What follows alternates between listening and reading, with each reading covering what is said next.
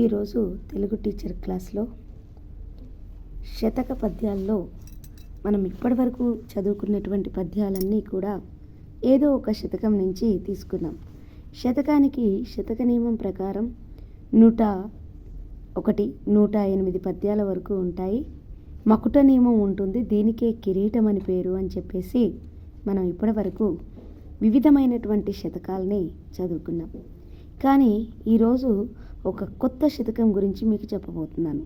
ఏమిటది అంటే వివిధ వృత్త నిర్మకుట శతకం. వివిధ వృత్త అంటే వివిధమైనటువంటి వృత్తాలు, ఉత్పదమాల, చెంపకమాల, మత్తేభవం, ఇలా మొత్తం కూడా చాలా విధాలైనటువంటి ఛందస్సు ఉంది. అలా వివిధ రకాలైనటువంటి ఛందస్సుతో కూడిన నిర్మకుట, మకుటము లేనటువంటి శతకాన్ని గురించి చెప్పబోతున్నాను. దీని గురించి తెలుసుకోవాలి అంటే, ఈ కవి గురించి తెలుసుకోవాలి అంటే మనం నెక్స్ట్ తరువాయి భాగంలో చూద్దాం.